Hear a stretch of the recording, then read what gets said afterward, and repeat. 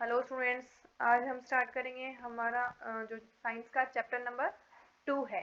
ठीक है, तो साइंस का चैप्टर नंबर 2 में हमने फर्स्ट वीडियो बना ली थी कि सबसे पहले हमारा कौन सा था, पाचन तंत्र। ठीक है, कि पाचन तंत्र में हमने क्या किया, कैसे खाना हमारा पाचन होता है, कौन कौन से भाग होते हैं उसके अंदर। ठीक है, सो हमने वो पढ़ लिया था। अगर आपने वो वीडियो नहीं देखी है देन आप प्लेलिस्ट में जाकर वो वीडियो देख सकते हैं। ठीक है, सो आज हम स्टार्ट कर रहे हैं हमारा दूसरा श्वसन तंत्र। ठीक है, श्वसन तंत्र में हम क्या क्या पढ़ेंगे, श्वसन तंत्र कितने प्रकार का होता है, कौन सा श्वसन मतलब कौन सा भाग क्या काम करता है, तो हम वो पढ़ेंगे। ठीक है, सो आज देखिए, सबसे पहले टॉपिक का नाम है श्वसन और श्वसन तंत्र। ठीक है, श्वसन किस प्रकार होता है, कितने टाइप का होता है, और श्वसन तंत्र हमारा तंत्र मतलब श्वसन तंत्र किस तरह वर्क करता है, तो आज हम वो पढ़ेंगे। देन सबसे पहली बात आती है ऊर्जा, कि हम हमारी शरीर में जो ऊर्जा होती है वो किस किस से मिलकर बनती है। ठीक है, तो सबसे पहली बात है कि ऊर्जा किस किस से मिलकर बनी होती है, तो ये किससे मिलकर बनी होती है, भोजन प्लस ऑक्सीजन। हम हमारा जो भोजन ग्रहण करते हैं, भोजन लेते हैं और प्लस ऑक्सीजन लेते हैं, दोनों को मिला के क्या बनती है, ऊर्जा बनती है। ठीक है, तो ऊर्जा का निर्माण किससे होता है, भोजन प्लस ऑक्सीजन से। ठीक है, सो नेक्स्ट हमारी डेफिनेशन आती है किसकी, श्वसन की, कि श्वसन है क्या, एक्चुअली में डेफिनेशन क्या होती है। तो बात आती है वायुमंडल। हम जानते हैं हमारे आसपास का जो वातावरण होता है उसको वायुमंडल बोलते हैं। सो वायुमंडल, रक्त, कोशिकाओं, तीन चीजों के मध्य, ठीक है, वायुमंडल, रक्त और कोशिकाओं के मध्य गैसों का आदान प्रदान। ठीक है, गैस क्या होती है, हमारे वायुमंडल से हमारे रक्त में जाती है, कोशिकाओं में जाती है, इसी को बोलते हैं हम श्वास में क्या लेते हैं, ऑक्सीजन लेते हैं। ऑक्सीजन लेते हैं देन क्या होगा कि हमारे रक्त में भी जाएगी ऑक्सीजन और हमारे कोशिकाओं तक भी जाएगी। ठीक है, इस चीज को बोलते हैं हम श्वसन। क्या बोलते हैं, श्वसन बोलते हैं। ठीक है, तो ये परिभाषा होती है। देन बात आती है कि यह गैस ऑक्सीजन तथा CO2 है। ठीक है, कौन कौन सी गैस हम लेते हैं, ऑक्सीजन और CO2। CO2 हम निकालते हैं। ठीक है, तो ये गैस है ऑक्सीजन और CO2 है। ठीक है, नेक्स्ट बात आती है कि श्वसन जो तंत्र है हमारा कितने भागों में बटा हुआ है। तो श्वसन तंत्र जैसा मैंने आपको पाचन तंत्र में बताया था कि पाचन तंत्र हमारे कितने भागों में बटा हुआ है, सिमिलर हम पढ़ेंगे श्वसन तंत्र। ठीक है, श्वसन तंत्र हमारा कितने भागों में बटा हुआ है, तो पहला भाग आता है ऊपरी श्वसन तंत्र, सेकंड नंबर पे आता है निचला श्वसन तंत्र और मांसपेशियां। ठीक है, तो हमारा श्वसन तंत्र कितने भागों में कार्य करता है, ऊपरी श्वसन तंत्र होता है, निचला श्वसन तंत्र उसमें भाग करता है श्वसन में, और मांसपेशियां भी हमारी श्वसन में सहायक होती है। ठीक है, तो ऊपरी श्वसन तंत्र हम सबसे पहले देखते हैं। ऊपरी श्वसन तंत्र में कौन कौन से भाग आते हैं, नासिका मतलब हमारा नाक, मुख मुंह है, ग्रसनी जो हमने पीछे पढ़ा था कि ग्रसनी क्या होती है, और देन स्वर यंत्र। ठीक है, तो ये चार भागों को क्या बोलते हैं, ऊपरी श्वसन तंत्र में ये कार्य करते हैं। देन बात आती है निचले श्वसन तंत्र में कौन कौन से कार्य करते हैं, तो श्वास नली, श्वसनी, श्वसनिका और फेफड़े, ये चार भाग किसमें कार्य करते हैं, निचले श्वसन तंत्र में कार्य करते हैं। देन थर्ड नंबर पे आती है बात मांसपेशियां। ठीक है, तो मांसपेशियां भी क्या करती है, हमारे श्वसन में मुख्य भूमिका निभाती है। तो सबसे पहले हम पढ़ेंगे ऊपरी श्वसन तंत्र। पहला भाग है ऊपरी श्वसन तंत्र, दूसरा है निचला भाग और तीसरा है मांसपेशियां। ठीक है, तो फर्स्ट ऊपरी श्वसन तंत्र में फर्स्ट है हमारी नासिका। नासिका, मुख, ग्रसनी और स्वर यंत्र। तो हम पहले पढ़ेंगे नासिका। तो नासिका क्या भूमिका निभाती है हमारी श्वसन क्रिया में, तो देखिए सबसे पहली बात आती है एक जोड़ी नासाद्वार होता है। ठीक है, हम जानते हैं हमारे एक जोड़ी नासाद्वार होता है। उसके अंदर बात आती है कि महीन बाल होते हैं हमारे नाक में, उसमें रक्त का प्रवाह है यानी बहना, रक्त बहता है। श्लेष्मा, श्लेष्मा का निर्माण होता है। ठीक है, तीसरी बात है पतली हड्डी। हम जानते हैं कि हमारी नासिका में क्या होती है, पतली हड्डी होती है, वह झिल्ली के द्वारा दो भागों में विभक्त है। ठीक है, पतली हड्डी हमारे नाक में पाई जाती है और एक झिल्ली होती है बीच में जो हमारे नासाद्वार को अलग अलग करती है। ठीक है, तो झिल्ली के द्वारा दो भागों में विभक्त होती है हमारी नासिका। ठीक है, तो नेक्स्ट हम मूव करते हैं मुख। मुख में क्या है कि मुख हमारे श्वसन में क्या भूमिका निभाता है। ठीक है, तो श्वसन मुख में क्या भूमिका निभाता है, देखिए किसी स्थिति में नाक से श्वास लेने में सक्षम नहीं हो पाते हम, क्या होता है कई बार हमें क्या होता है कि जुकाम लग जाती है, जुकाम के कारण हमारे नाक से श्वसन क्रिया नहीं हो पाती है, अर्थात हमारा नाक क्या होता है बंद हो जाता है। ठीक है, सर्दी के टाइम जब हमें सर्दी लग जाती है तो बात क्या होती है कि हमारा नाक कार्य नहीं करता है श्वसन क्रिया का, तो हम क्या करते हैं हमारे मुख से, अब श्वसन के बिना तो नहीं रह सकते कि हम श्वसन के बिना रह सकते हैं, 2 मिनट भी अगर श्वसन क्रिया नहीं हो तो हम नहीं रह सकते हैं। ठीक है, तो जब हमारा नाक बंद रहता है उस स्थिति में हम किससे सांस लेते हैं, मुख से श्वास लेते हैं। ठीक है, तो उस स्थिति में लेते हैं, वैसे मुख से श्वास नहीं लेना चाहिए, बिकॉज क्या है हमारे जो वायुमंडल में कण होते हैं उपस्थित, वो कण हमारे मुख से हमारे अंदर चले जाते हैं जो कि हमारे लिए हानिकारक होते हैं। ठीक है, तो हम क्या करते हैं उस स्थिति में मुख से श्वास ले सकते हैं। ठीक है, दूसरी बात आती है कि मुख श्वास लेने के लिए नहीं होता है, जैसे मैंने बताया आपको कि मुख से श्वास नहीं लेना चाहिए, मुख से सांस नहीं लेना चाहिए। क्यों नहीं लेना चाहिए, इसका रीजन क्या है कि हमारे जो यहाँ पे नाक आएगा, सॉरी, नाक में महीन बाल और श्लेष्मा नहीं होता है, सॉरी होता है। ठीक है, हमारे मुख में क्या है, ये सही है, मुख ही आएगा, मुख में क्या है हमारे महीन बाल और श्लेष्मा नहीं होता है। ठीक है, हमारे नाक में होता है। तो जैसा कि मैंने बताया कि आपको मुख से लेने पर वायुमंडल में जो कण हैं उपस्थित वो हमारे मुंह में चले जाएंगे, देन हमारे पेट में चले जाएंगे, तो वो हमारे लिए सही नहीं होते। लेकिन हम जब श्वास नाक से लेते हैं तो वो क्या कण क्या होते हैं, जो नाक में उपस्थित महीन बाल होते हैं वो उसमें क्या हो जाता है, वो बाल उस कण को रोक लेते हैं, आगे नहीं ले जाने देते। ठीक है, इसलिए हमें क्या है हमारे नाक से श्वास लेना चाहिए, ना कि मुंह से। ठीक है, जिससे सांस लेने पर धूल के कण कीटाणु चले जाते हैं। मुंह से सांस लेते हैं तो क्या होता है, कीटाणु हमारे मुख में चले जाते हैं और फेफड़ों को नुकसान पहुंचा देते हैं। ठीक है, तो इसलिए हमें क्या करना चाहिए, मुख से श्वास नहीं लेना चाहिए, नाक से श्वास लेना चाहिए। देन तीसरी बात आती है ग्रसनी, कि जो ऊपरी भाग है उसमें ग्रसनी क्या भूमिका निभाती है। तो सबसे पहली बात होती है कि 3 भाग होते हैं ग्रसनी के। कितने भाग होते हैं, 3 भाग होते हैं, जैसा कि हमने पाचन तंत्र में पढ़ा था। ठीक है, नासाग्रसनी, मुखग्रसनी और कंठग्रसनी, हमने तीनों पढ़ ली है। अगर आपने वीडियो नहीं देखी है तो आप जाकर देखें, वो वीडियो इंपॉर्टेंट है। ठीक है, फिर बात आती है स्वर यंत्र। स्वर यंत्र या इसको बोलते हैं लैरिंग्स। स्वर यंत्र किसको बोलते हैं, हम जब बोलते हैं तो हमारे मुख से क्या होती है, आवाज उत्पन्न होती है, उसको हम क्या बोलते हैं, स्वर यंत्र बोलते हैं। ठीक है, तो इसमें हमारे जो स्वर यंत्र है उसमें 9 उपास्थि होती है, मतलब 9 अस्थियां होती है, हड्डियां होती है 9। स्वर रज्जु होता है, स्वर रज्जु जो श्लेष्मा झिल्ली होती है। ठीक है, उसको क्या बोलते हैं, स्वर रज्जु बोलते हैं। ठीक है, तो ये हमारी हुई जो निचला ऊपरी श्वसन तंत्र है। ठीक है, ऊपरी श्वसन तंत्र को हमने 4 भागों में बांटा था, तो हमने वो क्या देख लिए। फिर बात आती है जो स्वर रज्जु होता तो है, बट वो काम क्या करता है ये भी तो पता होना चाहिए। तो हम क्या करते हैं, जब वायु हम अंदर लेते हैं, हमारे शरीर में क्या करते हैं, जब हम वायु अंदर लेते हैं तो श्लेष्मा झिल्ली के कारण क्या होती है, श्लेष्मा झिल्ली क्या करती है,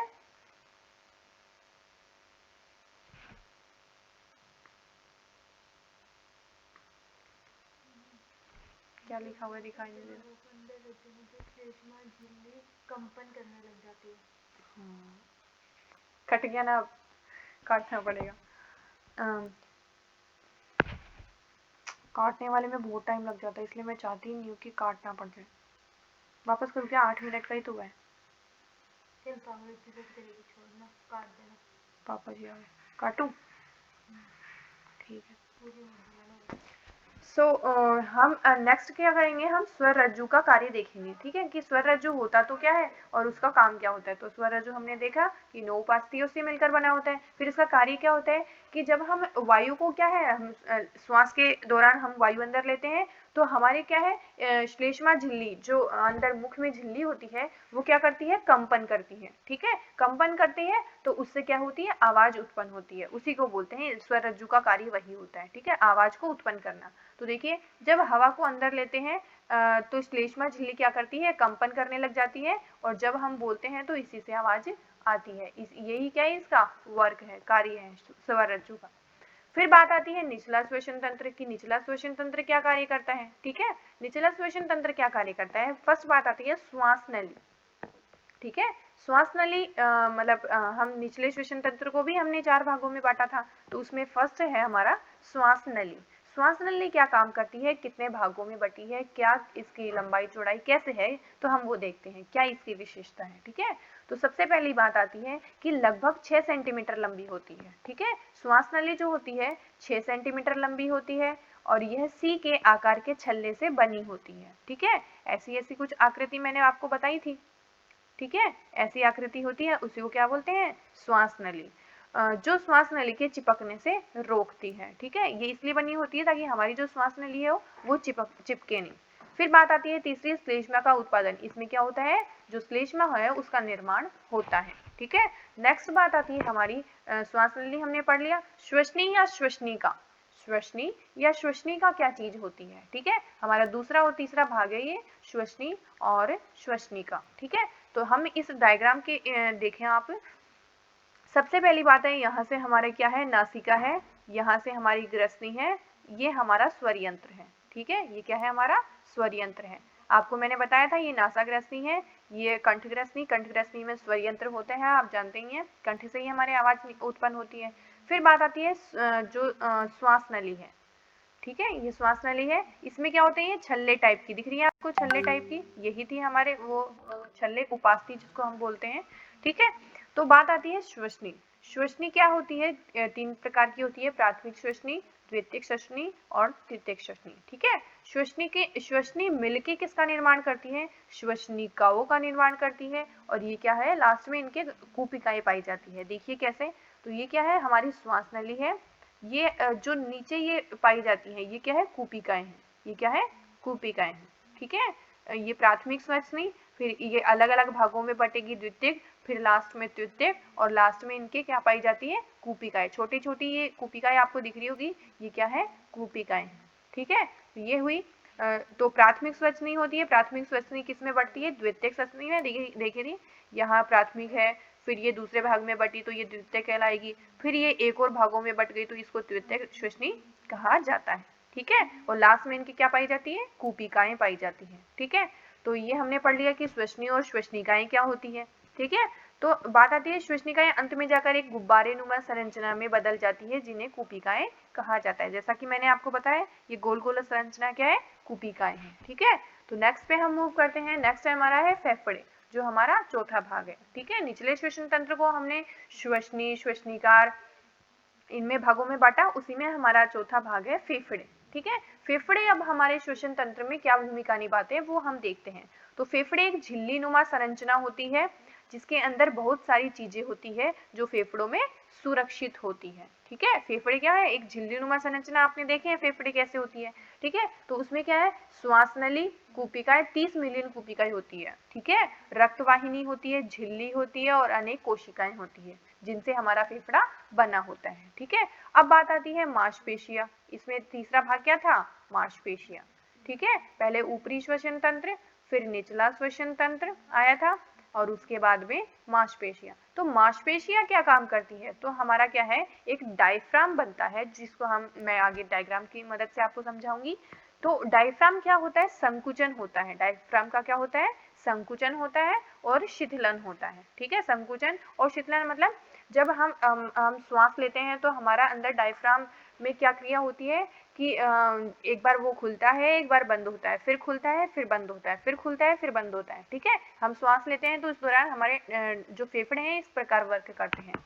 ठीक है, तो संकुचन मतलब जब वो सिकुड़ जाते हैं। ठीक है, जब हम वायु अंदर लेते हैं हमारे शरीर में तो वो क्या है, सिकुड़ जाते हैं। शीतलन वायु बाहर निकालते हैं। ठीक है, वायु लेते हैं तो उनका संकुचन होता है, और बाहर निकाल देते हैं तो वो शिथिलन हो जाते हैं। मतलब क्या है, सिकुड़ना फिर फूलना, फिर सिकुड़ना फिर फूलना। ठीक है, ये क्रिया किस में होती है, हमारे डायफ्राम में होती है। तो ये देखिए, ठीक है, तो ये क्या है, हमारे 3 खंडों में विभाजित होते हैं। ठीक है, 2 खंडों में विभाजित होता है ये वाला भाग, किसमें, कितने खंडों में, 3 खंडों में विभाजित होता है, और ये 2 खंडों में विभाजित होता है। ठीक है, तो ये देखिए, ये तो हमने यहाँ तक पढ़ लिया था कि ये क्या थी, श्वसनिका थी। फिर ये क्या है, 2 भागों में बटेगी, एक इस तरफ और एक इस तरफ। ठीक है, और ये प्राथमिक, द्वितीयक, तृतीयक में बटेगी। ठीक है, और लास्ट में इनकी क्या प्रेजेंट होती है, कूपिकाएं उपस्थित होती है। ठीक है। तो ये इतने भागों में बटेगी और उसके बाद में लास्ट में जो गुब्बारे नुमा संरचना है उसको बोलते हैं कूपिकाएं। ठीक है, क्या बोलते हैं? कूपिकाएं। तो ये हमारा एक डायफ्राम है। ठीक है, ये स्ट्रक्चर है। तो डायफ्राम निर्धारित करता है, क्या करता है? ये वायु अंदर जा रही है या बाहर जा रही है। ठीक है, ये काम करता है हमारा डायफ्राम। तो डायफ्राम क्या काम करता है? वायु को अंदर लेना और बाहर निकालना। अगर वायु अंदर ली तो संकुचन, शिथिलन, ये दोनों प्रक्रिया हो जाएगी। ठीक है, तो हमारे शरीर के दूसरे अंग जो पाचन तंत्र को श्वसन तंत्र से अलग करता है। ठीक है, ये क्या होता है? ये डायफ्राम ही करता है। क्या कार्य करता है ये? पाचन तंत्र को श्वसन तंत्र से अलग करना। ठीक है, इससे हमें पता चल जाता है कि ये डायफ्राम है और ये क्या काम करेगा? हमारा श्वसन तंत्र को अलग करेगा। ठीक है, तो इसी को हम बोलते हैं कि हमारा ये श्वसन तंत्र और पाचन तंत्र अलग है। इस डायग्राम को देख के हम पहचान सकते हैं कि हमारा ये वाला ऊपर वाला भाग क्या है? पाचन तंत्र का है और नीचे वाला भाग श्वसन तंत्र का है। ठीक है, तो यही डायफ्राम का कार्य होता है। देन उसके बाद आती है, हम श्वसन के प्रकार पढ़ेंगे। ठीक है, श्वसन के प्रकार कितने होते हैं? 2 प्रकार के हमारे श्वसन तंत्र होते हैं। ठीक है, 2 प्रकार के श्वसन तंत्र आपने देखे ही हैं। देन उसके बाद आती है कि जो हमारे कौन कौन से श्वसन तंत्र होते हैं, श्वसन के प्रकार होते हैं, सॉरी। तो श्वसन कितने प्रकार का होता है? 2 प्रकार का होता है, बाह्य और आंतरिक श्वसन। ठीक है, बाह्य और आंतरिक श्वसन। ठीक है, उसके बाद आती है कि बाह्य श्वसन तंत्र और आंतरिक श्वसन तंत्र एक्चुअली में होता क्या है। ठीक है, ये भी बात आती है। तो क्या बात होती है कि बाह्य श्वसन तंत्र किसको बोलेंगे? कि हमारे बाहर जो श्वसन क्रिया होती है उसको क्या बोलेंगे? बाह्य श्वसन तंत्र। और आंतरिक श्वसन तंत्र जो हमारे अंदर होता है। ठीक है, इंटरनल जो हमारे होता है। ठीक है, तो उसको बोलेंगे बाह्य श्वसन तंत्र और आंतरिक श्वसन तंत्र। ठीक है, तो बाह्य श्वसन तंत्र का मतलब आप समझते हैं कि वायुमंडल और फेफड़ों के बीच जो क्रिया होती है उसको बाह्य श्वसन तंत्र कहते हैं। वही हम क्या करते हैं? बाहर से वायु लेते हैं और हमारे फेफड़ों में ले जाते हैं। ठीक है, हमने वायु ली और हमारे फेफड़ों में ले गए, तो वो क्या है? बाह्य श्वसन तंत्र, क्योंकि हमने बाहर किसी चीज का यूज किया है। फिर बात आती है आंतरिक। आंतरिक में क्या होता है? रक्त में और कोशिका में जो श्वसन क्रिया होती है। ठीक है, रक्त भी हमारा क्या करता है? श्वसन में जो हमारे भूमिका निभाता है। ठीक है, तो आंतरिक श्वसन तंत्र में रक्त और जो हमारे कोशिकाएं हैं उनके बीच में जो क्रिया होती है, गैसों का लेना देना। ठीक है, गैसों का विनिमय हमारी रक्त और कोशिकाओं के बीच में हम पढ़ेंगे, तो वो कौन सा श्वसन कहलाएगा? आंतरिक श्वसन कहलाएगा। ठीक है, तो यहाँ तक हमारी बात होती है श्वसन तंत्र की। तो हमारा श्वसन तंत्र बस यही था। ठीक है, हमने पहले पढ़ा ऊपरी श्वसन तंत्र। कितने भागों में पढ़ा हमने? फर्स्ट था हमारा ऊपरी श्वसन तंत्र, सेकंड पे हमने पढ़ा निचला श्वसन तंत्र और थर्ड पे हमने पढ़ा मांसपेशियां। ठीक है, इतना ही हम पढ़ेंगे इसमें, क्योंकि ये इतना ही छोटा सा ये भाग, कोई ज्यादा डीपली नहीं है। मोस्ट इंपोर्टेंट आपके श्वसन के प्रकार हैं, आपको ये ध्यान रखना है कितने प्रकार में होता है बाह्य श्वसन तंत्र और आंतरिक श्वसन तंत्र। ठीक है, आपको इसका डायग्राम भी थोड़ा समझ में आना चाहिए, जो मैंने आपको पीछे भी बताया था और यहाँ पर भी बताया है। ठीक है, तो ये बात समझ में आ गई आपको। देन आपको जो ये मैंने ये वाला डायग्राम बताया था ये भी इंपॉर्टेंट है, आपको ये ध्यान रखना है। ठीक है, तो हमने पढ़ लिया हमारा पूरा ये श्वसन तंत्र था, इसकी परिभाषा पढ़ी, श्वसन तंत्र कितने भागों में बटा हुआ है, कौन कौन से भाग क्या वर्क करते हैं, ये आपको डायग्राम, और हमारा डायफ्राम कैसे काम करता है। देन उसके बाद आती है श्वसन के प्रकार, कि हमने श्वसन के कौन कौन से प्रकार कैसे कैसे पढ़े। ठीक है, तो आज के लिए इतना ही काफी है, हमने श्वसन तंत्र को क्या किया? कंप्लीट किया। देन नेक्स्ट क्लास में हम करेंगे रक्त और परिसंचरण तंत्र। ठीक है, हमारे जो शरीर है उसमें रक्त का संचरण कैसे होता है। ठीक है, कैसे रक्त बहता है, रक्त के प्रकार एक्चुअली में होते क्या है, वो क्या क्या काम करते हैं रक्त में। ठीक है, तो वो सब हम हमारी नेक्स्ट क्लास में पढ़ेंगे। इसके अलावा आपको अगर ये नोट्स और डिटेल्स में चाहिए तो आप मेरी दूसरी वेबसाइट पे जाके शेयर कर सकते हैं। वेबसाइट का नाम है daily Hindi study, daily Hindi study. ठीक है, HIN आएगा यहाँ पे। ठीक है, HINDI हिंदी स्टडी, ये मेरी वेबसाइट का लिंक है .blogspot.com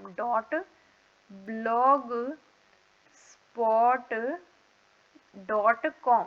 आप इस वेबसाइट पे जाकर करेंगे सर्च तो आपको क्या है इसके नोट्स भी प्रॉपरली मिल जाएंगे। ठीक है, ये भी आपके नोट्स के रूप में काम आएंगे। बट आपको और डीपली चाहिए तो आप dailyhindistudy.blogspot.com वेबसाइट पर जाकर विजिट कर सकते हैं। आपको वहाँ पर और भी कुछ एक्स्ट्रा चीज़ें मिलेगी।